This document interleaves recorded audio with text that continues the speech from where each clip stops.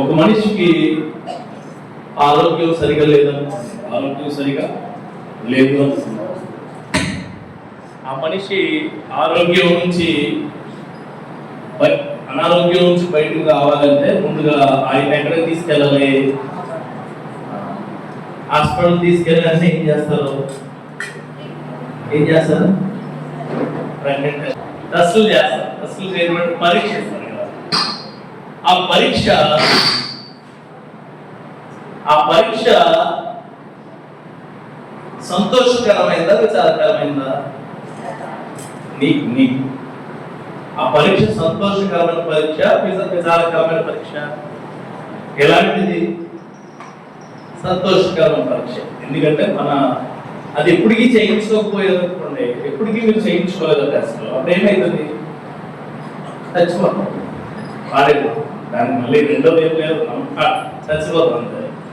So మన ఆరోగ్యకరంగా ఉండే క్రియల్ని అది ఎలా ఉందో తెలుసుకోవడానికి వాడేది పరీక్ష. అంటే పరీక్ష ఇది సంతోషకరమైన పరీక్ష. బిడ్డలు ఉంటారు, వీళ్ళకి ఎల్కేజీ చేశాక యూకేజీకి వెళ్ళాలి. ఎలా వెళ్తాడు? పరీక్షలు పెడతారు, పాస్ అయిపోతారు కదా. సెకండ్ క్లాస్ కి థర్డ్ క్లాస్ కి కూడా ఎలా వెళ్తారు? పాస్ అయ్యారు. అంటే ఈ పరీక్ష సంతోషకరమైనదా కాదా? అంటే మీ కుర్రోడు పుట్టిన వెంటనే ఎంబీబీఎస్ అయిపోతుందా? మరి అలా ఇది ఏం చేయలేమనుకో. అంటే ఎంబీబీఎస్ అవుతాడు, కొయ్యడం వచ్చాడు, కొట్టడం రాదు. కొయ్యడం తప్ప కొట్టడం అయితే రాదు. ఇది కూడా సంతోషకరమైన పరీక్ష. మీరు ఇలాగే అనండి, ఏమి కాకుండా ఆప. సో అలాంటి పరీక్షలు మనకి దేవుడు చాలా మన జీవితంలో కలిగిస్తూ ఉంటాడు కదా. మీరు అందరూ అనుకుంటారు, నాకు అనారోగ్యంగా ఉంది, నాకు టెస్టులు అవసరమా అనుకుంటే, నీకు జబ్బు తెలియాలంటే నీకు టెస్టులు ఖచ్చితంగా చేయాల్సింది. నీకు మలేరియా అన్నది ఎవరు చెప్తారు? నీకు డయేరియా అన్నది ఎవరు చెప్తారు? ఇంకా కొద్ది ముందుకు వెళ్తే ఒక ప్రెగ్నెంట్ ఉంది, ఒక ఆవిడకి ప్రెగ్నెంట్ లేదు, ఆవిడ టెస్ట్ చేయించుకుంటే యు ఆర్ ప్రెగ్నెంట్ అన్నది ఎవరు చెప్తారు? టెస్ట్ చేసి చెప్తారు కదా అన్ని. అంటే మన అనారోగ్యం క్షీణించిపోతేనేమో అదేమో ఇబ్బందికరంగా ఉంటుంది, మనకు ఆరోగ్యంగా ఉన్నామంటేనేమో శక్తికరంగా ఉంటుంది. కరోనా టెస్ట్లను ఉన్నాయి, ముక్కులో పెట్టి ఇచ్చేసి దాని మీద చూడు, నీకు పాజిటివ్ వస్తే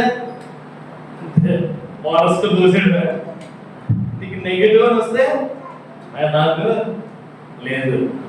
అంటే ప్రతి మనిషికి పరీక్ష అవసరమే అండి. అలాగే ప్రతి విశ్వాసికి ప్రతి పరీక్ష సంతోషకరమే, ప్రతి పరీక్ష అవసరమే. ఈరోజు నేను చెప్పే వాక్యం, ప్రతి ఒక్కరికి కూడా పరీక్ష అత్యవసరమే.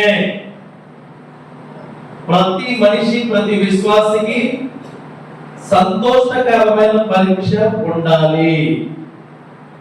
ఈరోజు నేను స్ట్రైట్ గా అడుగుతున్నా, సంతోషకరమైన పరీక్ష నీకు అవసరమే. నువ్వు అనుకోవచ్చు, నాకు ఈ పరీక్షలన్నీ అవసరమా? నేను ఆయన ఫుల్ఫిల్డ్ దేవుడు పెట్టలే, నాకేది ఈ పరీక్షలో అనుకుంటే నీకు పరీక్షలు కావాల్సిందే. పరీక్షల ద్వారా దేవుడు పెట్టే అనేకమైన ఆ పరీక్షల ద్వారా నువ్వు చాలా గొప్పగా తయారవుతావు. ఇది కూడా పరీక్ష, ఇది పరీక్ష. సో ఈ పరీక్ష కోసం, ఈ సంతోషకరమైన పరీక్షలు మనకు అవసరమే అన్న విషయం కోసం యాకోబు పత్రికలో మొదటి అధ్యాయంలో కొన్ని మాటలు ఉంటాయి. ఆ మాటలు మనం దేవుడి యొక్క నామంలో చాలిద్దాం. ఈ యాకోబు పత్రిక నుంచి మొదటి అధ్యాయంలో కొన్ని మాటలు. కంగారు పడద్దు, మీరు కంగారు పెట్టి నాకు కంగారు పడద్దు. నేనైతే భోజనం చేశాను, కంగారు. యాకోబు ఏప్రిల్ రాసిన తర్వాత కదా, వెరీ గుడ్.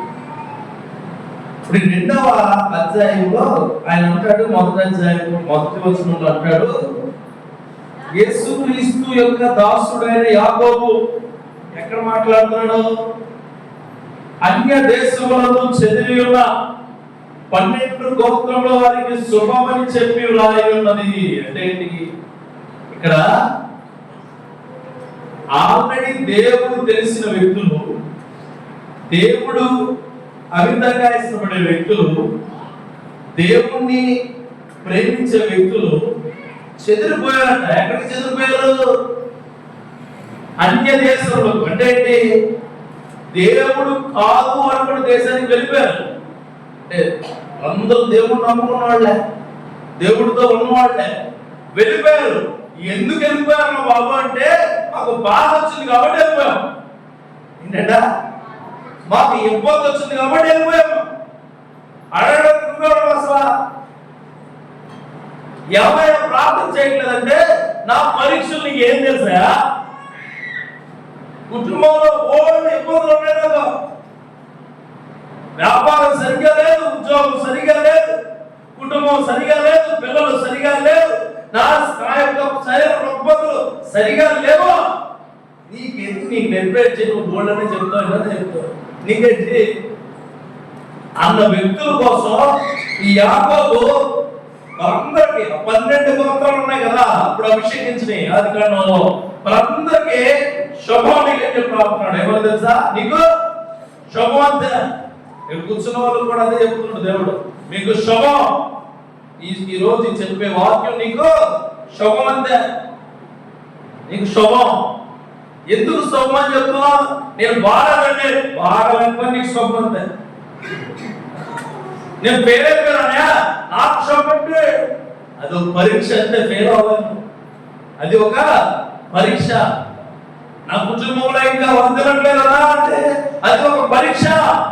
ఆయన అదే అంటాడు, ఏమనంటే అన్య దేశములందు ఎదిరిపోయాడు. చెట్టుకోకుండా కొట్టుకోకుండా అయిపోయారు.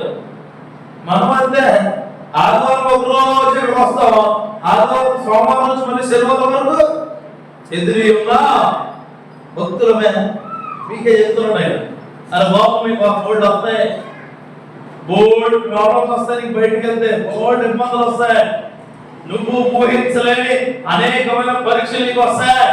నీ ఉద్యోగంలో పరీక్ష, నీ భయాపరిస్థితి ఏదో అంటాడు అదో పరీక్ష, నీ ఉద్యోగం ఎప్పుడు వస్తుందో అన్నదో పరీక్ష, నీ పెళ్ళి ఎప్పుడు అవుతుందో పరీక్ష, పెళ్ళి అయితే ఎలాంటి వస్తాడో పరీక్ష, ఎలాంటి ఎలా ఉంటాడో పరీక్ష, ఆడు తీరం వచ్చాక నా మాట వింటాడు అన్నదో పరీక్ష, ఆడు నా పేరు నాతో ఉంటాడు లేదన్నదే ఇంకో పరీక్ష. ఈ పరీక్షలు కాదు, అయితే అనుకున్నావు నీ అత్యాసలై.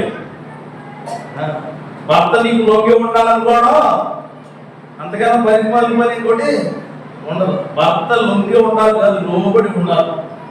భార్య లొంగి ఉండాలి కాదు, ఎలా ఉండాలా? లోబడి ఉండాలా. ఈ అన్య దేశాలకు చెదిరిపోయిన వ్యక్తుల వల్ల మీరు కూడా ఉంటే ఈ వాక్యం నీకే ప్రజలో ఈ వాక్యం నీకే. సంతోషకరమైన పరీక్షలు నీకు అవసరమే. మీకు వచ్చిన ప్రతి పరీక్ష సంతోషకరమైనదే. ఈ పరీక్షలు నీకేమి తెస్తాయో ఏమి ఇస్తాయో చెప్తాను. ముందుగా 2వ వచనం నుంచి అంటాడు, నా సహోదరులారా మీ విశ్వాసమునకు కలుగు పరీక్ష ఓర్పును పుట్టించునని ఎరిగి నానావిధముల శోధనలో పడినప్పుడు అది మహానందమని ఎంచుకునుడి. చాలండి. ఆల్రెడీ చెదిరిపోయి ఉన్నవాడితో ఎలా మాట్లాడటం బాధ్యమండి? చెదిరిపోయి ఉన్నారు, వాళ్ళు ఇబ్బందుల్లో ఉన్నారు, కష్టాల్లో ఉన్నారు, వాళ్ళతో ఏం మాట్లాడుతున్నాడు? మీ పరీక్ష ఓర్పును. ఆల్రెడీ ఎండ మండిపోతుంటే సాయంత్రం అయింది గొడుగు ఎక్కువైపోతుందంటే ఎవడో ఎండ బాగా ఎక్కువగా ఉంది వెళ్ళిపోతుంటే ఎండ బాగా ఎక్కువగా ఉంది అన్నాడు. ఏమంటాడు? నేను మామూలుగా చంపేది అలాగే మాట్లాడుతున్నాడు. ఎవరితో? ఆల్రెడీ మండిపోయిన వాళ్ళతో మరలా అంటాడు, సహోదరులారా సహోదరులారా మీ విశ్వాసమునకు కలుగు పరీక్ష. అంటే విశ్వాసం ఉన్నోడు పారిపోతాడా? ఎగ్జామ్స్ నేను ఖచ్చితంగా పాస్ అవుతాను అన్నవాడు చేతులు పాడు ఏమో ఎందుకు వస్తుంది? అమ్మమ్మ ఇంటికి ఎందుకు పారిపోతున్నాడు? రిజల్ట్స్ అవుతున్నాయంటే అమ్మమ్మ ఇంటికి పారిపోతున్నాడు. ఎందుకు? అమ్మమ్మ అంటే ఇష్టం కాదు, పరీక్ష పోయి. చూడండి, ఇప్పుడు చర్చికి రావాలి తప్పకుండా నువ్వు అంటే బాబాయ్ ప్రసంగికుడు వచ్చి నా కోసం ఏం మాట్లాడేస్తున్నాడో అని కొంతమంది రాదు. నాకు ఇంట్లో నాకు చాలా ఇబ్బంది ఉంది, ఇంట్లోనే ఉంటాడు. ఇంట్లో ఎందుకు ఉంటున్నావు నువ్వు? నీతో సూటిగా మాట్లాడుతూ నువ్వు తట్టుకోలేవు. సూటిగా మాట్లాడితే నువ్వు డైజెస్ట్ కాదు. అలాగే బాబు అంటున్నాడు, మీరు పారిపోయి ఉన్నారా? మీ విశ్వాసము కలుగు పరీక్ష. మనకన్నీ కలిగే పరీక్షలన్నీ మన సహనాన్ని పరీక్షించడానికి వస్తాయి.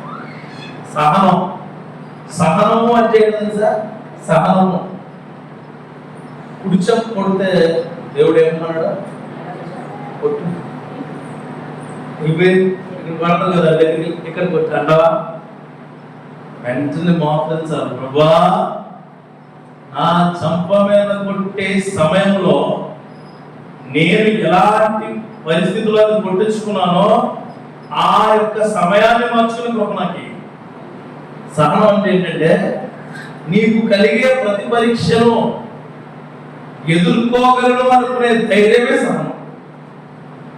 నీకు కొన్ని ప్రాఫిట్స్ ఇస్తాను దేవుడు కానీ సేవకుడు కానీ ఎవరైనా, అవి వెంటనే అయిపోవాలి. మనకి వెంటనే అవ్వకపోతే సేవకుడు తప్పు, వాక్యం తప్పు, లేకపోతే దేవుడు నేడం మంచే చేయడం. అది నీకు సంతోషకరమైన పరీక్ష. దేనికంటే నీకు కాదు, నీలో ఉన్న విశ్వాసానికి. బిలీవ్నెస్, నీలో ఉన్న విశ్వాసానికి పరీక్ష సహనం కలిగి ఉండాలి. ఫస్ట్ నీకు ఉండేది ఏముండాలి? సహనం. ఎవరికి ఉండదు సహనం, ఎవ్వరికి. అలా సహనము కలిగి ఉండాలి అనే మాట యేసుక్రీస్తు గారి దగ్గరే నేర్చుకోవాలి. యేసుక్రీస్తు గారి దగ్గరే నేర్చుకోవాలి ఎంత సహనం. ఆయన ఉపవాస దినాలకి 40 రోజులు కొండపైకి వెళ్ళి ప్రార్థన చేసుకుని కిందకు వచ్చిన వెంటనే బోర్డు మాట అంటాడు. ఎవరో సాధన్, నీకు రుచి కావాలా? ఇదిగో ఈ రాజ్యం అంతా నీదే అంటాడు. యేసుక్రీస్తు ఏమంటాడు? దీనివల్ల బ్రతుకు, దీనివల్ల బ్రతుకుతారు అంటాడు. హల్లెలూయా. మన కాల ఉపవాసంలో సహనం ఉంటుంది. అసలు ఎన్ని రోజులు అంట? 3 రోజులు. రోజుకు 2 గంటలు ఉంటుందంటవా? అయ్యి పంపే అలా ఉండాలో. ఆ సహనంలో వచ్చే పరీక్షలో గెలిపే నిజమైన గెలుపుగా ఉంటుంది. ఆ గెలుపు మనకి అవసరం లేదు అనుకున్నవాడు ఆ ఓర్పు పరీక్షను, ఆ సహనాన్ని అసలే తీసుకోలేడు. ఆయన అంటాడు, నీ పరీక్ష ఓర్పును పుట్టించిందని కలిగే ఓర్పు అంటే సహనం. ఓర్చుకోవాలి ఇంట్లో అన్ని. ఒక భార్య సహనము అంటే తల్లిదండ్రుల మధ్యన బిడ్డలుగా నువ్వు ఉన్నప్పుడు వాళ్ళు చెప్పే ప్రతి విషయంలో సహనంగా వినాలి. ఈరోజు ఫాదర్స్ డే కదా, నేను చెప్పాను. మళ్ళీ ఈరోజు ఇప్పుడు ఇంకో విధంగా చెప్తాను. ఈరోజు ఏంటి? రోజు గట్టిగా చెప్పండి. చాలా శక్తివంతులు. పొద్దుటే ఫాదర్స్ డే చెప్పాను అన్నవాళ్ళు గట్టిగా దేవుడికి అదే చెప్పండి. చెప్పరా? Very good. స్టేటస్ పెట్టాను అన్నవాళ్ళు. స్టేటస్ పెట్టడం చాలా మంచిది, చాలా శక్తివంతమైనది. పొద్దుటే ఈ రోజు నా స్టేటస్ లో మా నాన్నగారు ఉన్నారు అన్నవాళ్ళు గట్టిగా అదే చెప్పండి. భయపడకూడదు, చెప్పమన్నారు, సిగ్గుపడకుండా చెప్పాలి. పెట్టారు మీరు మీరు పెట్టారా? అది పెట్టారు కదా, మంచిది, చాలా మంచిది. అంటే ఫాదర్స్ రోజునోడే ప్రేమ వచ్చింది అన్నమాట. పొంగిపోయి మామూలు కాదు. బ్లోట్ అయినప్పుడు ఎవడో ఆపలేడు కదా, బ్లోట్ అయినప్పుడట అలా వచ్చిన కొన్ని రోజుల పాటు అలాగా పొంగి వచ్చేది. రాత్రి 12 గంటలు వచ్చి నైట్ 12 గంటలు. మీ ప్రేమ తగలయ్యారు.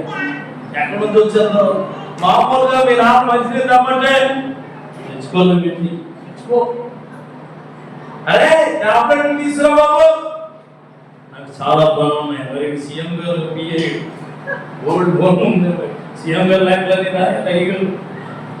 అమ్మాయిని పిలిచి అమ్మా కొద్దిగా ఇబ్బందిగా ఉంది, కొద్దిగా కాళ్ళు పడతావా అంటే డాడీ నేను కాళ్ళు పట్టే స్టేజ్లో నేను గోరింటాకు పెంచుకున్నా. అంటే గోరింటాకు పెంచుకున్నా చెప్పలా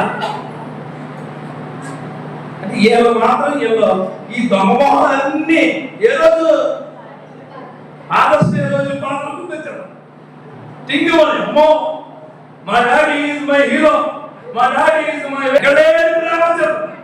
మా తండ్రులేమో నా కూతురు స్టాటస్ పెట్టింది, నా కొడుకు స్టాటస్ పెట్టాడు, నేను అంటే అంత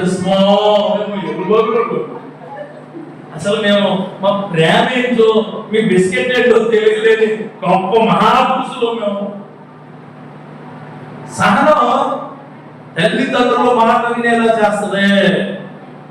నీలో పరీక్ష తల్లిదండ్రుల మాట వినే వ్యక్తిగా నీకు తయారు చేస్తుంది. నిజమైన ఫాదర్స్ డే, నిజమైన మదర్స్ డే ఏంటంటే దేవుడి మాటలకు లోబడి నీ తల్లిదండ్రులకు లోబడాలి. దేవుడి మాటలకు లోబడాలి. తల్లిని తండ్రిని సన్మానించమన్నాడు. సన్మానించు అంటే వాళ్ళ మాటను పై మాటగా ఉంచడం, వారి మాటకు కట్టుబడి నువ్వు జీవించడం, వారి మాటకు అనుగుణంగా నువ్వు ముందుకు వెళ్ళడం. అమ్మా నీకు పెళ్లి చేద్దాం అనుకుంటున్నావు అంటే డాడీ ఇంకా చిన్న పిల్లనే, అలా నెక్స్ట్ ఇయర్ అమ్మా పెళ్లి చేద్దాం అమ్మా నీకు కొద్ది బాగా ఎక్కువ, నేను ఇంకా చిన్న పిల్లని డాడీ. అమ్మా నీకు పెళ్లి చేద్దాం అనుకుంటున్నావు మగారు అంటే డాడీ నేను ఒక అబ్బాయిని అలా చూసిన వెంటనే 100% కట్టుకొట్టేసింది నాకు. ఆయన పెళ్లి చేయడం ఒకప్పుడు సామాన్ లేదా, ఓర్పు లేదా, ఆ పరీక్షలో నువ్వు పాస్ అవ్వలే ఆలోచన నీకు లేదా, నీకు మాత్రం సహనంతో గంట కొట్టిస్తున్నాడు. తల్లిదండ్రులు మాటకు విలువలేని పిల్లలు, ఒక తండ్రి యొక్క ఆలోచనలకు మాటకు విలువలేని పిల్లలు భ్రష్టులైపోతారు. ఏది కొడుకు చూసారా, తల్లిదండ్రుల యొక్క మాట అనుగుణంగా బిడ్డలు అనుగుణంగా. అరే కటింగ్ వేయించుకుంటే రేపు సాఫ్ట్వేర్ వచ్చింది, కొన్ని రోజులు చుట్టూ ఉండవు తెలుసు నీకు స్టైల్ ఏంటి.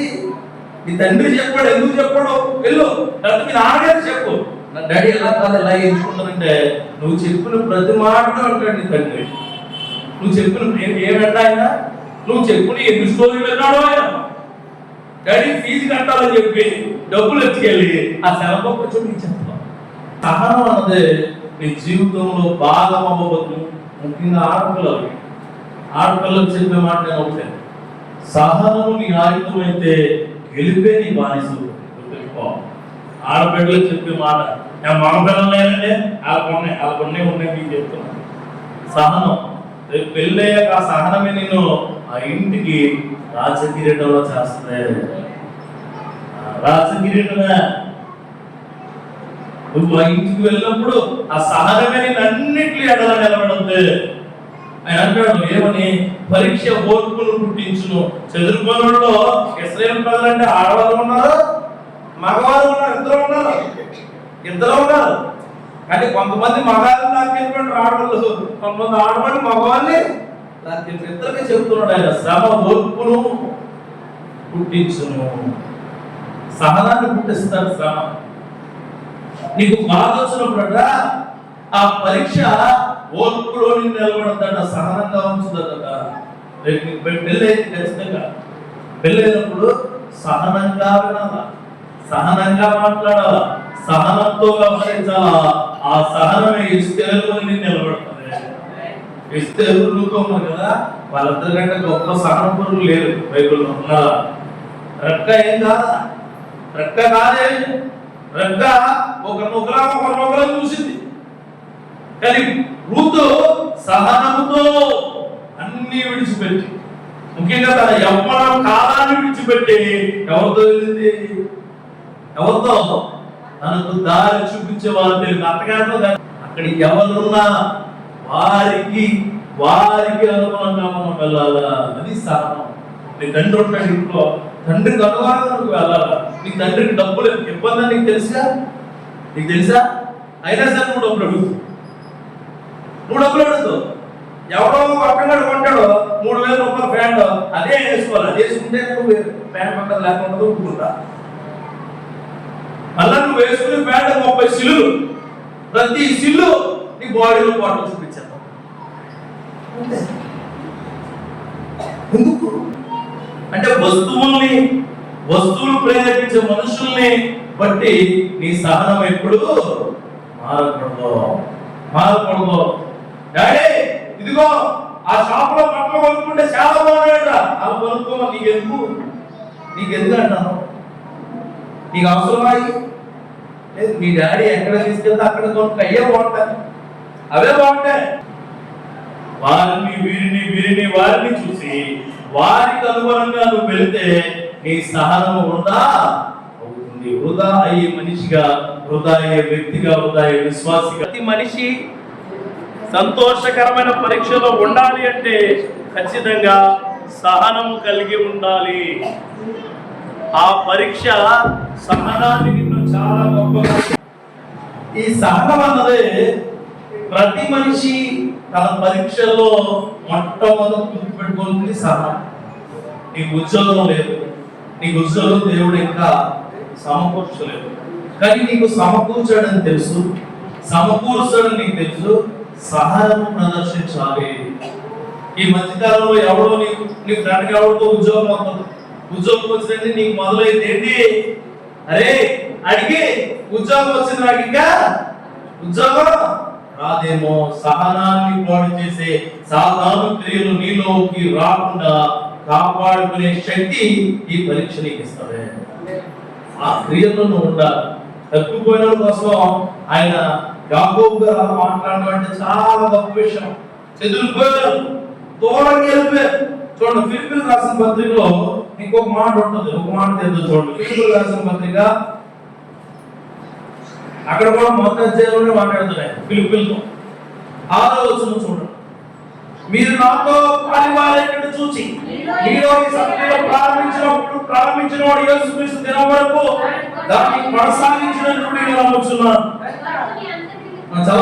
నేను చేయి ప్రతి ప్రార్థనలో ఎల్లప్పుడూ సంతోషంతో ప్రార్థన చేయుచు నేను మిమ్మల్ని జ్ఞాపకము చేసుకున్నప్పుడెల్లా నా దేవునికి కృతజ్ఞతలు చెల్లించుచున్నాను. ఇక్కడ మాట ఏంటంటే, నేను సత్య ఆరంభించిన నాడు యేసుక్రీస్తు దినం వరకు కొనసాగించినప్పుడు.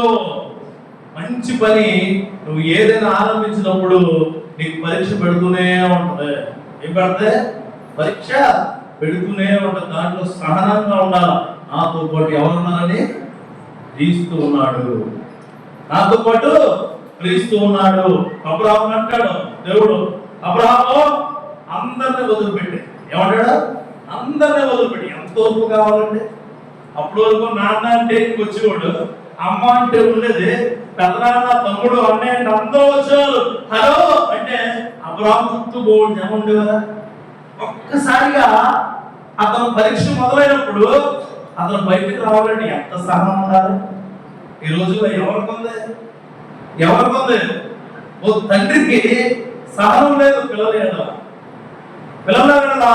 ఆ పిల్ల ఫెయిల్ అవుతుంది అనుకోండి, ఆ పిల్లలు వెంటనే తిట్టేస్తాడు. ఏమని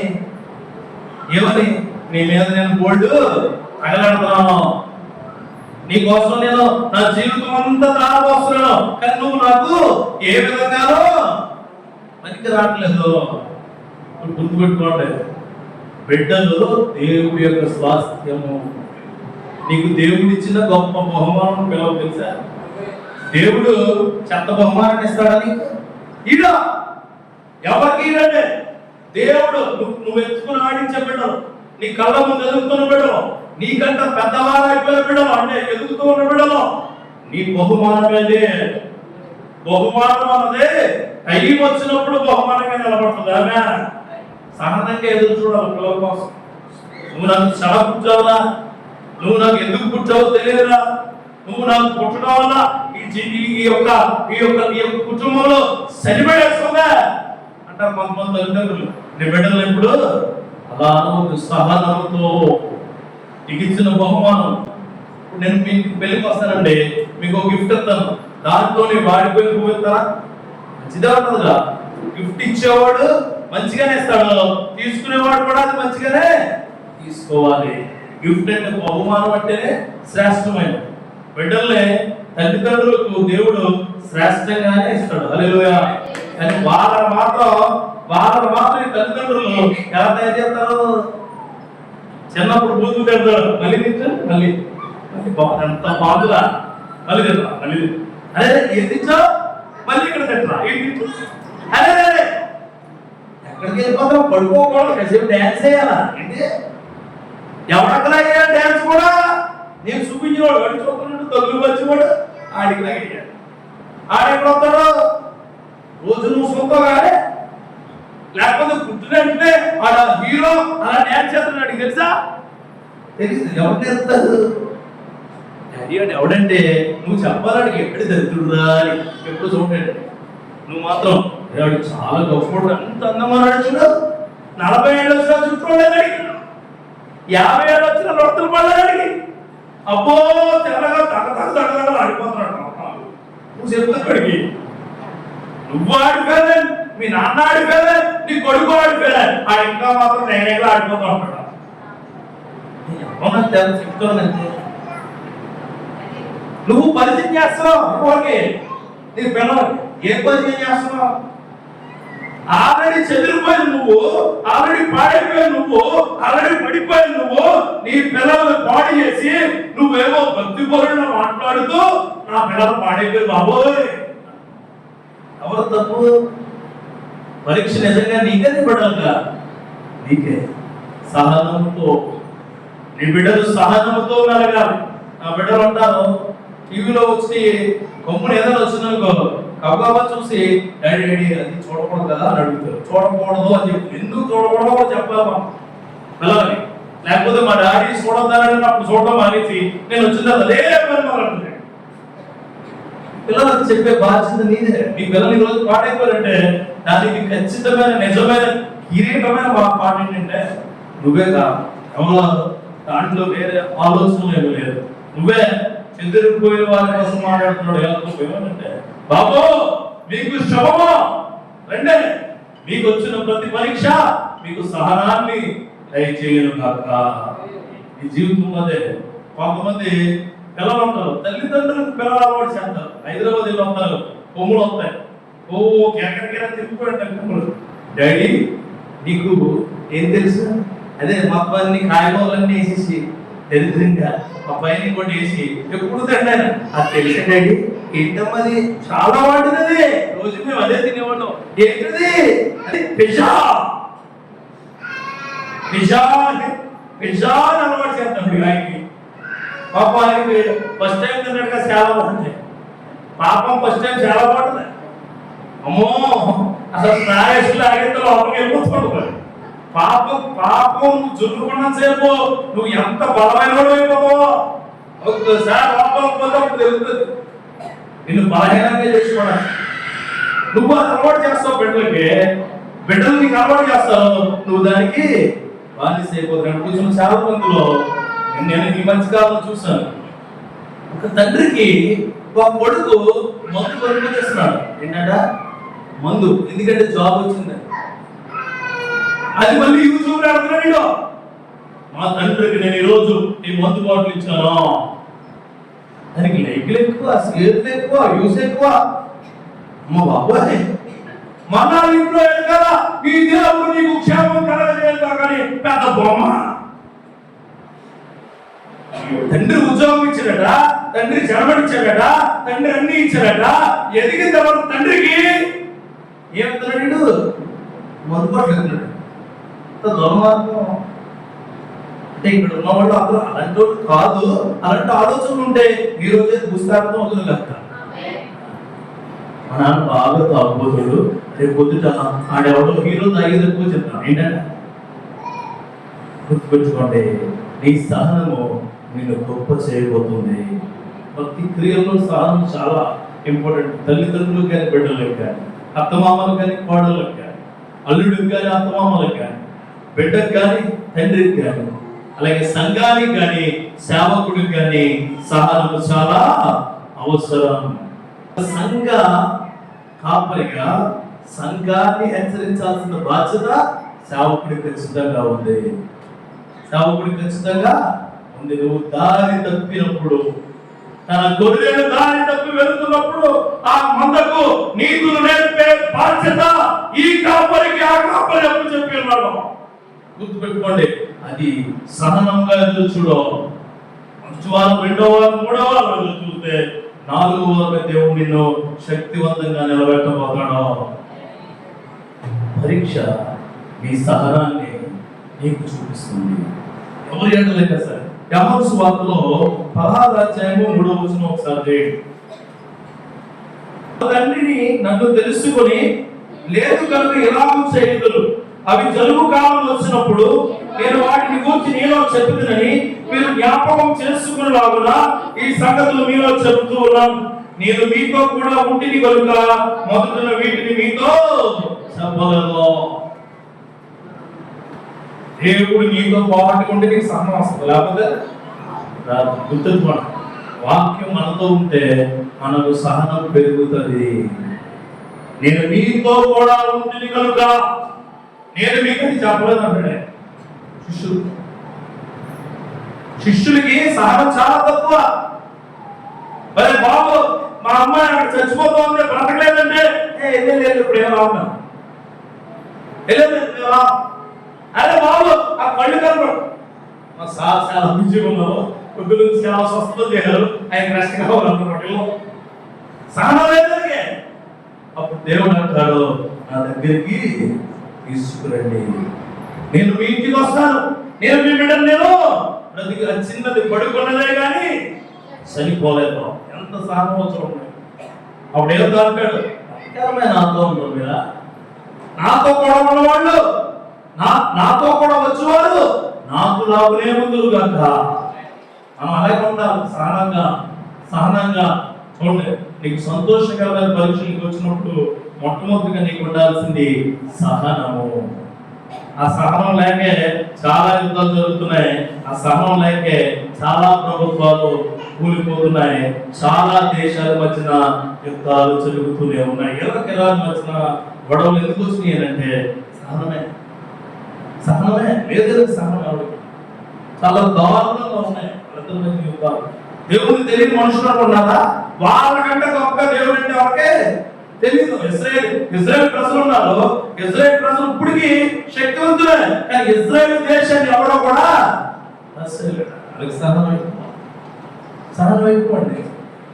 సహనం ఎక్కువ. సౌత్ కొరియా ఉంది, నార్త్ కొరియా ఉంది. వాళ్ళకి ఎంత సహనం అంటే ఆ నాయకుడు ఏదైనా సభ పడుతుంటారు, అంత సహిస్తూ మనం ఒక రోజు వస్తుంది. దేవుడు గొప్ప క్రియలతో ఆ దేశాన్ని నిలబెట్టబోతాడు. మన జీవితంలో, మన కుటుంబాల్లో, మన ఆలోచనలో అలాంటి సహనము ప్రతి పరీక్ష కలగ చేయబడును కాక. అనారోగ్యంగా ఉన్న వాళ్ళు చెప్తున్నారు, సహనం దేవుడు మీకు పూర్తిగా ఇచ్చును గాక. వెళ్ళి కావాల్సిన ఇంకా చెప్తున్నాను, సహనంతో నీ వివాహ క్రియ జరుపుకుందువు గాక. గర్భఫలాలు లేని వాళ్ళు చెప్తున్నాను, సహనంతో ప్రార్థిస్తే నీ గర్భఫలము తెరవబడును గాక. ఎవరైనా ఇంకా ఆత్మీయాభివృద్ధి లేని వారికి చెబుతున్నాను, సహనంతో వాక్యము వినినేడా దేవుడు నిన్ను రక్షణ మార్గంలోకి నడిపించును గాక. ఈ క్రియలన్నీ నీలో ఉంటే దేవుడు రెండవదిగా నీకు 4వ వచనం చదవండి. యాకోబు అమ్మా, మీ సంపూర్ణులను అనునాములను ఏ విషయంలోనైనా పొదువులేని వారిని ఉన్నట్లు ఓర్పు తన క్రియను కొనసాగింపనీయుడే. చాలా స్ట్రైట్ గా చెప్తున్నాడు. ఫుల్ఫిల్మెంట్, పరిపూర్ణత. ఏమంటాడు? పరిపూర్ణత. చూడండి, తప్పిపోయిన వాళ్ళట అసంపూర్తిగా ఉంటాం. తప్పిపోయారు, అసంపూర్తే కదా. వాళ్ళకి ఇల్లు లేదు, భోజనం లేదు, బట్టలు లేదు, ఏమీ లేవు, ఎక్కడో కింద ఎక్కడో బతుకుతున్నారు. అలా సంపూర్ణ వాళ్ళు ఫుల్ఫిల్ అయిన వాళ్ళ కాదా? కూర్చున్న వాడు కూడా శారం అంటాడు. అసంపూర్తి. దేవుడు ఉన్నాడు, దేవుడు మీతో ఉన్నాడు, దేవుడు మీ ప్రార్థనలో ఉన్నాడు, దేవుడు మీ బైబిల్లో ఉన్నాడు, దేవుడు మీ గూట్లో ఉన్నాడు, దేవుడు మీ ఇంట్లో ఉన్నాడు, దేవుడు మీలో ఉన్నాడా? దేవుడు నాలో ఉన్నాడు అన్నవాడు గట్టిగా అదే చెప్పండి. చాలా గట్టిగా ఉన్నాడైతే. దేవుడు నీలో ఉన్నవాడికి అన్ని సంపూర్ణ క్రియలు జరుగుతాయి. అది పరిపూర్ణత, సంపూర్ణత మీద పరిపూర్ణత. సంపూర్ణకి పరిపూర్ణత జాగ్రత్త చూడండి. ఎప్పుడే చెప్తాడు ఏమంటే మీరు సంపూర్ణులు అనునాగులను. అనునాగులు అంటే ఏంటి? చుట్టూ ఉన్న పరిస్థితులను సఫలం చేసుకునేవాడు. హల్లెలూయా. తన చుట్టూ ఉన్న ప్రతి పరిస్థితిని తనకు అనుకూలంగా మార్చుకునేవాడే అనునాగుడు.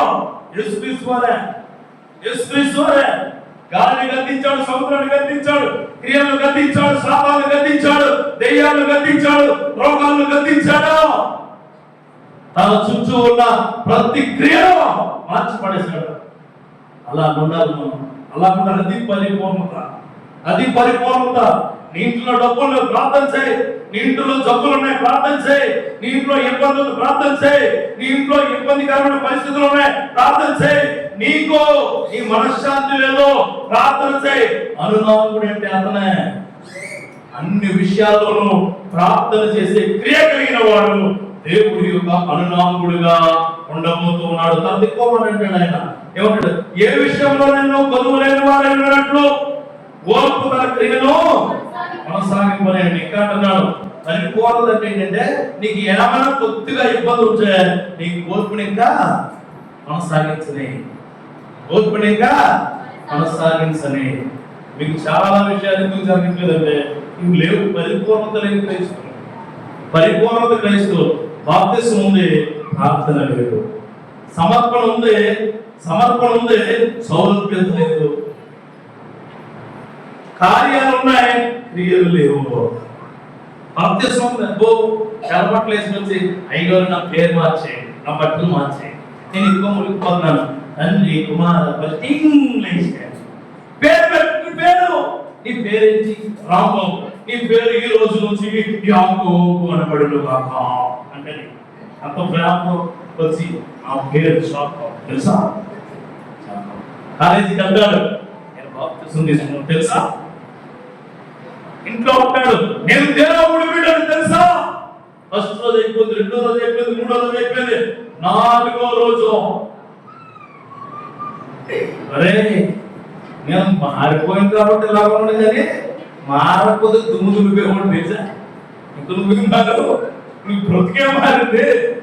పరిపూర్ణతకి ఏమొచ్చింది? నేను పాత రాంబాబు అయితే రంపడేసేవాడిని, ఇప్పుడు యాకోబు అయిపోయి బ్రతికే వద్దే నీకు బ్రతికే నీకు మారిందా? మారిందా? పాత రాంబాబు నీ దగ్గర ఇంకా అదే ఉంది. పేరు ఊరు చర్చు సేవకుడు బోధ మారణ కాదు, మారాలి. అది పరిపూర్ణ. అది పరిపూర్ణ అన్నదే నువ్వు ఎదగడానికి నీ పరీక్షలకు కారణం అవడానికి అవుద్ది. చూడండి, మన ఇంట్లో ఏదైనా ప్రాఫ్సీ ఇస్తారు, అయ్యగారు కానీ ఎవరైనా ప్రాఫ్సీ ఇచ్చినప్పుడు ఆ ప్రాఫ్సీ నీ కుటుంబంలో అవుద్దని నువ్వు నమ్మాలి. ప్రాఫ్సీ నా కుటుంబంలో అవుద్దని నమ్మాలి. రెండోది, చుట్టూ ఉన్న పరిస్థితులు ఏం బాగోపోయినప్పుడు కూడా ఇది ఖచ్చితంగా జరుగుద్దే. రెండు. మూడోది, అది జరిగినప్పుడు నేను సాక్ష్యం చెప్తాను. ఇది పరిపూర్ణత. ఇక్కడ ఎవరికైనా పరిపూర్ణత. దావీదు గొల్లియాతును కొట్టినట్టు చిన్నప్పుడు పరిపూర్ణత రాలేదా? దావీదు ఆ సింహాన్ని చంపినప్పుడు రాలా? దావీదు తోడేను చీల్చినప్పుడు రాలా? పరిపూర్ణత ఎప్పుడు వచ్చింది తెలుసా దావీదుకి? నాతాను చెప్పాక బుద్ధుడు వచ్చింది పరిపూర్ణత. ఆ పరిపూర్ణత క్రియలు దేవుడు నీకు ఇచ్చినగాక. రెండవది, పరీక్ష నీకు ఏమి ఇస్తుంది అన్నదానికి, పరీక్షలు నీకు ఏమి అవసరం అన్నదానికి మొట్టమొదటిగా సహనాన్ని ఇస్తుంది, రెండవదిగా పరిపూర్ణత ఇస్తుంది, మూడవదిగా చూడండి. మూడవదిగా 5వ వచనం,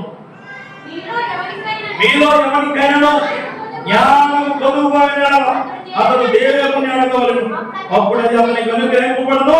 ఆయన ఎవరిని గద్దెకు అందరికీ ధారాళముగా దయచేవాడు.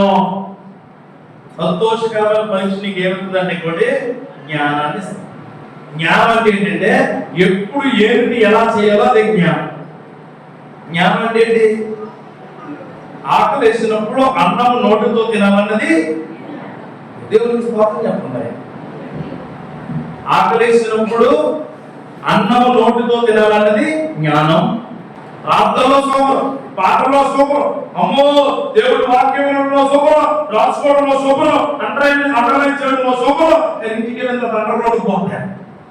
ప్రతి దానికి అమ్మా బట్టలు కూడా రాదు, వంట చేయడం రాదు, వంటలు కనడం రాదు.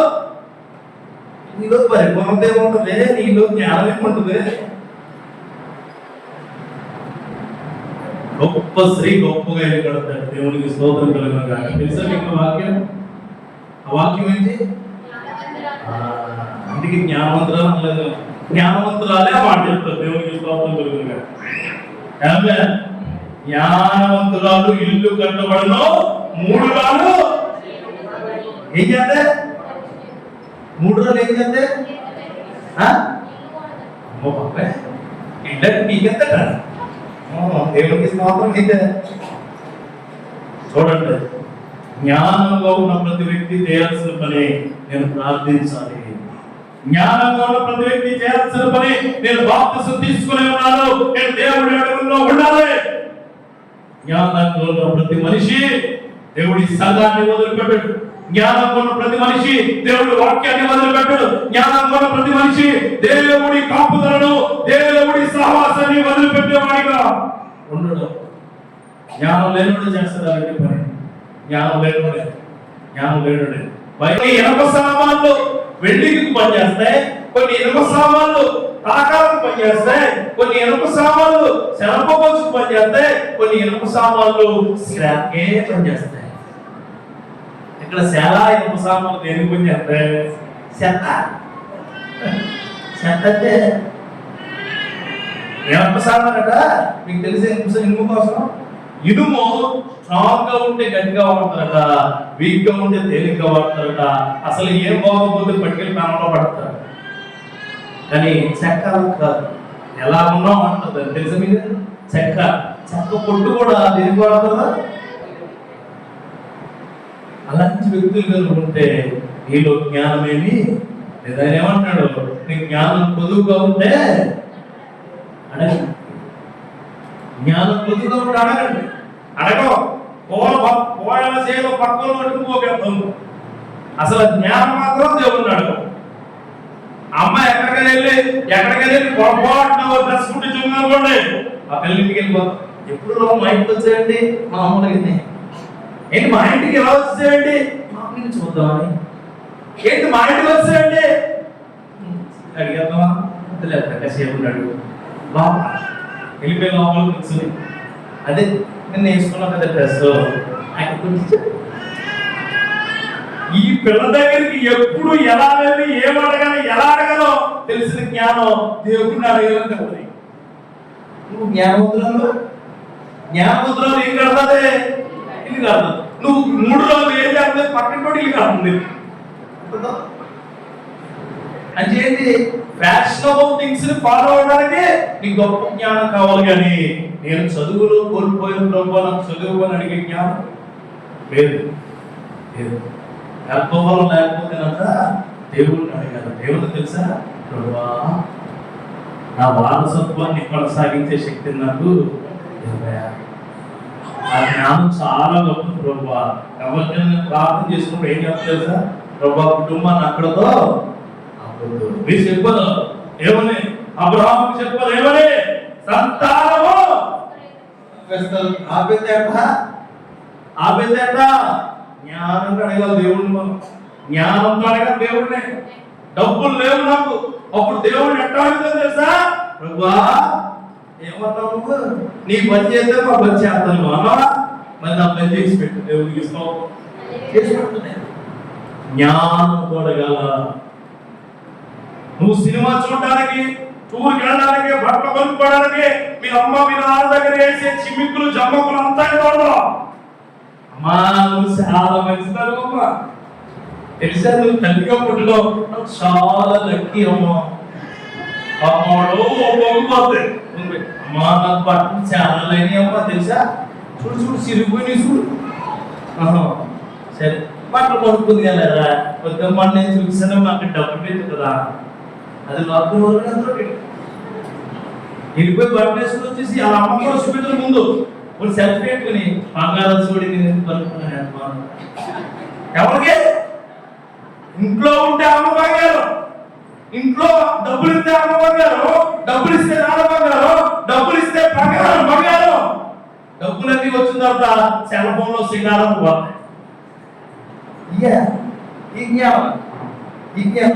కొంతమంది అమ్మాయిలు ఉంటారు, వాళ్ళ ఫ్రెండ్స్ తో మాట్లాడతారు. తల్లి ఉంటే మాట్లాడు, తండ్రి ఉంటే మాట్లాడు. వీళ్ళు తల్లి ఎప్పుడు వెళ్ళిపో ఎప్పుడు ఫోన్ మాట్లాడో వీళ్ళు బాగా తెలుసు.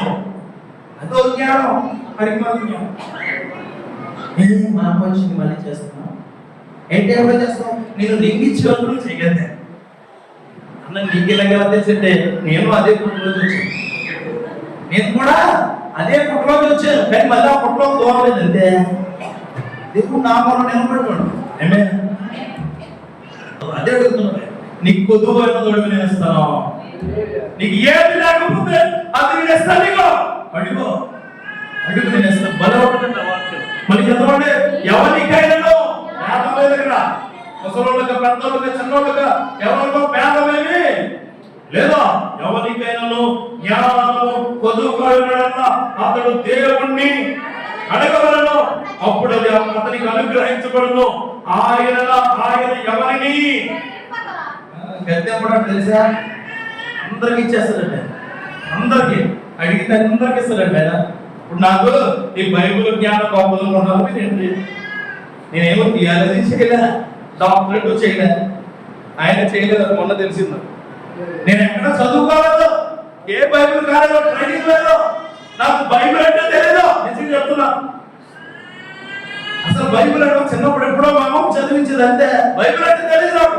నా ఫస్ట్ ప్రసంగానికి ప్రసంగం ఎలా చేయాలో కూడా తెలియదు నాకు. నేను చెప్తున్నాను, ఒక్కటే చేశాను. ఫస్ట్ ప్రసంగంలో నిలబెట్టాడు దేవుడు. జ్ఞానిని కాదు నేను చదువులో జ్ఞానండి, చదువులో గొప్పనే, కానీ బైబిల్లో జీరో నాలెడ్జ్ అదే టైంలో. కానీ దేవుడు ఈ రోజుని ఒక వచనంతో కొన్ని వందల ప్రసంగాలు తయారు చేశారు. పెద్ద పెద్ద లోతులకి ఏం చెప్పను, పైనే చెప్తున్నాను వాక్యం. పైన మనిషి జీవితాలట అలపై అల్లాడుతున్నప్పుడు ఉన్నాయట.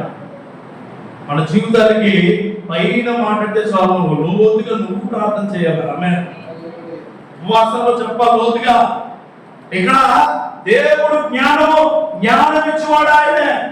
గద్దెప్పుడట నన్ను నేను ప్రభువా ఈ యాకోబు పత్రికలో ఈ 6వ వచనంలో చెప్తున్నాను, నాకు ఇవ్వంటే వినో అన్నగా ఇచ్చాను. మళ్ళీ అంటే మళ్ళా కొత్తగా మాట్లాడేస్తాను, మళ్ళా కొత్తగా చేస్తాడు. ఏమీ తెలియదు నాకే అలా మాట్లాడేస్తున్నాడే. చిన్నప్పటి నుంచి నీకు తెలుసు దేవుడు, చిన్నప్పటి నుంచి నీకు తెలుసుగా దేవుడు. నమ్మిన గట్టిగా సపోర్ట్ మాట్లాడుతున్నాడు. చిన్నప్పటి నుంచి జ్ఞానము మాకు లేదు అన్నప్పుడు మిమ్మల్ని అడిగితే నాకు ఎందుకు ఇస్తాను. కొన్ని వేల లక్షల మందికి నా సువార్త నిన్న నోటి ద్వారా చెప్పించాడు దేవుడు. ఆమె భాష తెలియని ప్రాంతాల్లో చెప్పించాడు. ఎందుకు చెప్తున్నాడంటే జ్ఞానం పొదువుగా ఉంటే ఆయన్ని మనం అడగవలను, ఆయన మనకు అనుగ్రహించను. ఎవరిని గద్దెంపగా. అసలు నేనేమి అన్నాడు తెలుసా? తల్లి అయిన మనుషునేమో నేను నిన్ను మరొన్నాడు, తండ్రి అయిన మనుషునేమో నేను మరొన్నాడు. అంతకాలం గొప్పది ఏంటండి? అందుకే నాకు జ్ఞానం లేదు ప్రభువా. ముందు నేను ఏది తెలియదని పడడం దేవుడి దగ్గర. మళ్ళీ మనం ఏమంటాం తెలుసా? చాలా జ్ఞానవంతులు మాకు నీకు తెలుసు కదయ్యా, లోపల ఉన్నాయి నీకు తెలుసు కదా. అమ్మో అంత జ్ఞానము దేవుడి దగ్గరికి వెళ్ళలేదు. ప్రభు నీకు తెలుసు కదా, నాకు గర్భఫలం లేదు, నీకు తెలుసు కదా. అలా ఎప్పుడైనా నీకు తెలుసు కదేంటి ప్రభా, నాకేం తెలియదే, నువ్వు నాకు ఇస్తున్నావు, నేను తీసుకున్నాను. నువ్వు ఇస్తున్నావు, నేను తీసుకుంటాను. ఆయన పైన నువ్వు పెట్టుకున్న విలువైనదే జ్ఞానం. తక్కువ కొంత ప్రభావ ఇబ్బందికరంగా ఉన్నాను నడిపించు. శక్తి లేదు, శక్తి లేదు. చదువు లేదు, చదువు లేదు. గర్భం లేదు, గర్భం ఇవ్వండి. పెళ్లి అవ్వట్లేదు, పెళ్లి చేయాలి. దేవుడు అలా కాకుండా చాలా తెలివైన వాళ్ళగా ప్రభా 10 సంబంధాలు చూసామయ్యా, 10 కూడా అవ్వలేదు. అవ్వాల్సి చెప్పు 10 కూడా అనలేదయ్యా. చాలా మందికి పోతున్నారు అయ్యా.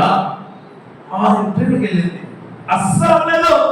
మీరు ప్రార్థన చేసి ఇప్పుడు కూడా అవును 6లో లెక్కకుండా అవును 40 సంవత్సరాలు ఇన్ను నడిపించిన అరణ్యంలో నడిపించిన దేవుణ్ణి ఒక రాత్రిలో తీసుకుపడేది ఇద్దరు. ఎవరు? ఒక్క రాత్రి. ఏమి లేదని, గాలి లేదని, వెలుగు లేదని, తిండి లేదని, నీళ్లు లేవని అన్ని సంవత్సరాలు నడిపించిన దేవుణ్ణి ఆ దేవుని సేవకుడిని ఎలవాయ్ ఎవరన్నారు? విశ్వాసం లేని ఇశ్రాయేలు ప్రజలు. అదే విశ్వాసం లేని ఇశ్రాయేలు ప్రజల్ని ముందుగానే ఎర్ర సముద్రం దాటించాడు, తర్వాత మళ్ళీ యోర్దాను దాటించాడు, తర్వాత ఆ ప్రాకారాలన్నీ కోల్గొట్టాడు. దేవునికి స్తోత్రం కలుగును గాక. నీ జీవితంలో కూడా జ్ఞానము నీకు అనుగుణంగా కాదు, దేవుడికి అనుగుణంగా ఏమని అడగాల. పొదువైన జ్ఞానాన్ని నాకు పుష్కలంగా ఇవ్వు ప్రభువా అని అడగాల. డబ్బులు పోయే కుటుంబం డబ్బులు ఎక్కడి నుంచి వస్తాయో తెలియదు, ఎలా కట్టాలో తెలియదు, ఎలా ఉండాలో తెలియదు. అయినను దేవుడు కట్టిస్తాడో, అయినను దేవుడు కట్టిస్తాడో. చుట్టూ మొత్తం పాడైపోయింది. నోమన్ అన్నాడు, ఎలా వాడకట్టమే కట్టంతే. ఎందుకు కట్టవే? నేను చెప్తాను కట్టు. ఎన్ని అంతస్తులు నేను చెప్పిన కట్టు. కట్టవా? నువ్వు నీ భార్య నీ బిడ్డలు జత పక్షులు జత జంతువులు జతవన్నీ తీసుకొచ్చాయి. ఎందుకు అని అడగలేదు, తీసుకెళ్ళిపోయాడు. చుట్టూ ఉన్న పాడైనను నోవాహు నిలబెట్టబడ్డాడు. ఆ జ్ఞానం ఇచ్చేవాడు దేవుడే. దేవుడికి నా దేవా యెహోవా నా తండ్రివైన దావీదుకు బదులుగా నీ దాసుడైన నన్ను రాజుగా నియమించి ఉన్నావు. అయితే నేను బాలుడను, కార్యములు జరుపుటకు నాకు బుద్ధి రాదు. దేవుడిని స్ట్రైట్ గా చెప్పేశాడు మనవాడు స్ట్రైట్ గా చెప్పేశాడు. ఎవరు చెప్పారు మాట? ఎవరు? వెరీ గుడ్, సొలొమోను. అప్పటికే జ్ఞానం. ఆయన ఏమంటున్నాడు? నా బుద్ధి. మరి మీరు ఎప్పుడైనా దేవుడి దగ్గర అలా అడిగారా? నా బుద్ధి సరిపోదయా, నా శ్రమ సరిపోదయా, నా కష్టం సరిపోదయా, నా యొక్క విలువలు సరిపోతున్నారా? అందరూ ఏమంటారు తెలుసా? మీరు అందరూ ఏమంటారు తెలుసా?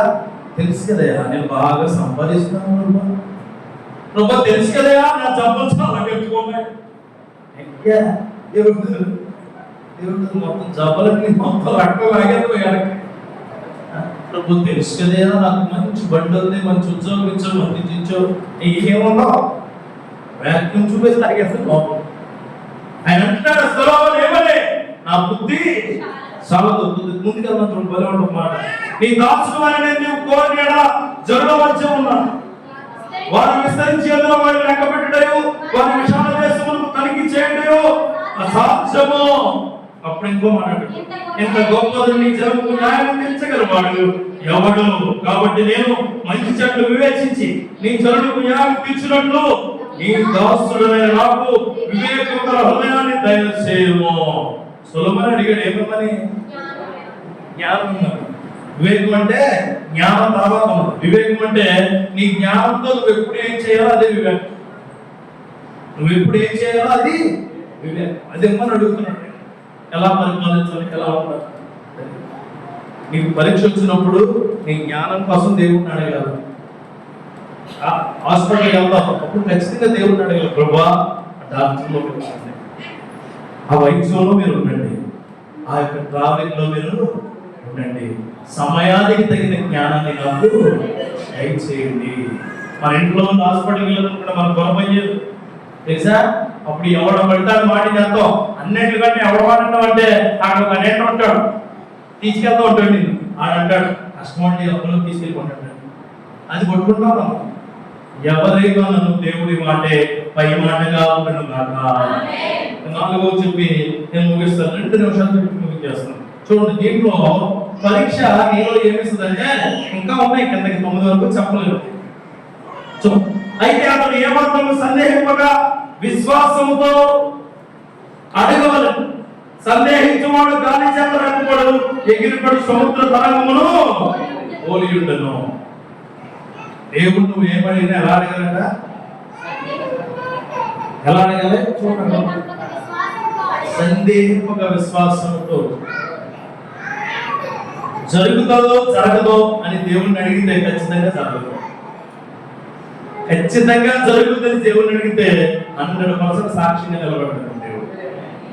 జరుగుతుందో జరగదని దేవుణ్ణి అడిగి మాకు అది ఎప్పటికీ జరగదు. నేను పాస్ అవుతానని దేవుణ్ణి అడగ మాకు. నాకు పెళ్ళి అవుతుందో అవుతుందని దేవుణ్ణి అడగ మాకు. నాకు పిల్లలు పడతానని దేవుణ్ణి అడగ మాకండి. నేను బాగుపడతానని దేవుడు అడగమాకండి.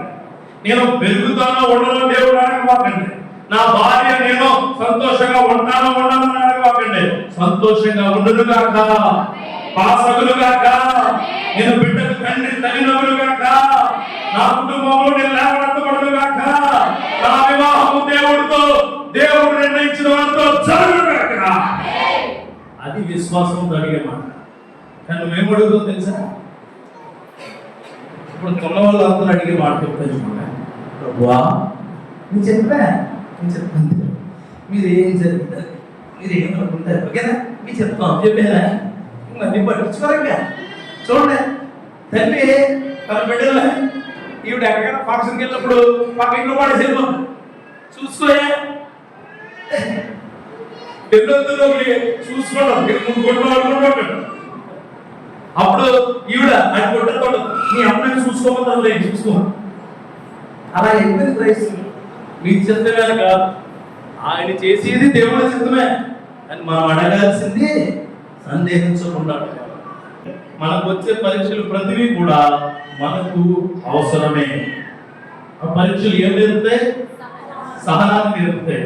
సహనం కలిగిన స్త్రీగా, సహనం కలిగిన పురుషుడిగా, సహనం కలిగిన విశ్వాసిగా. రెండోది పరిపూర్ణత అంటే ఫుల్ఫిల్మెంట్. నీ చుట్టూ దేవుడు కృపంటాం. నువ్వు ఎక్కడికి వెళ్ళినా సరే ఇల్లు కట్టుకుంటారు అనుకోండి, ఆ ప్రదేశానికి మోకరించి అందరూ చౌకలో ప్రార్థన చేయండి. అంతే కట్టుకుందువుగా అంతే. నీకు పెళ్ళి అవ్వట్లేదు, ఆలయాల మాట తలుపులు వేసుకో, ఇంట్లోకి వెళ్ళిపో, బైబిల్ తీసుకో, చేతితో కట్టుకో, మోకరించు ప్రభా నాకు నిర్ణయించిన సమయానికి మ్యారేజ్ జరుగును కాక. అంతే పరిపూర్ణత అది. కానీ నువ్వేం చేస్తావు తెలుసా? సంబంధం చూసావా? సంబంధం ఒక ఆయన ఉంటాడు, పెద్ద వ్యక్తి, మధ్యలో పెళ్ళే వరకు దేవుడు, పెళ్ళి అయిన వరకు వాడిని ఏమంటారు మనం మ్యారేజ్ అంటారు. మీ భాషలో వేరు, మీ పేరు తెలియదా? అది బైబిల్లో కూడా బ్రోకర్ ఉన్నాడు, అలాగే చచ్చిపోయాడు. ఎవరికి ఉండదు? యేసుక్రీస్తు కదా. నిజమే, యేసుక్రీస్తు వారి కోసం బ్రోకర్ పనులు చేసినప్పుడు ఎక్కడికి వెళ్ళి ఏదో దగ్గరికి వెళ్ళి వాళ్ళ దగ్గరికి వెళ్ళి ఇగో చివరికి ఏమయ్యాడు? ఉరి వేసుకుని ఆ కొమ్మ మెరిగి ఆ కొమ్మ వచ్చి ఏం సౌలకి జరిగిందిగా అదే జరిగింది. నేను కొమ్మ అక్కడ పరిపూర్ణత అంటే నీకు దేవుడు చేస్తున్నాడని నమ్మడం. చేస్తున్నాడు ఖచ్చితంగా. అది ఎలాంటిదైనా చేయదు కాక కాసేపు ప్రార్థనకు వచ్చినప్పుడు అది అనుకుంటుంటే దేవుడు మీ యొక్క ఆలోచన చెప్తున్నాడు. ఆమె మూడవది దేవుడు ఏమిస్తాడా? జ్ఞానం ఇస్తాడా? జ్ఞానం ఇస్తును కాక. జ్ఞానం అంటే మీరు ఏదో అనుకున్నావు. జ్ఞానం అంటే ఏంటంటే నువ్వు నడిచేటప్పుడు తోలు కలపడమే జ్ఞానం. చేతులతో నడుస్తున్నావు, అది అజ్ఞానం. నువ్వు నడిచేటప్పుడు ఎలా నడవాలి? నువ్వు మాట్లాడుతున్నప్పుడు నేను మాట్లాడాను అనుకుంటా. ఏమన్నా దేవుడికి స్తోత్రం కలుగును కాక. జ్ఞానం అంటే నేను మాట్లాడేటప్పుడు నా మాటకు అనుగుణంగా నోరు కదులు గాక. ఐదు సందేహం లేని విశ్వాసం. ఆ క్రియలు దేవుడు నీకు పుష్కలంగా ఇచ్చును గాక.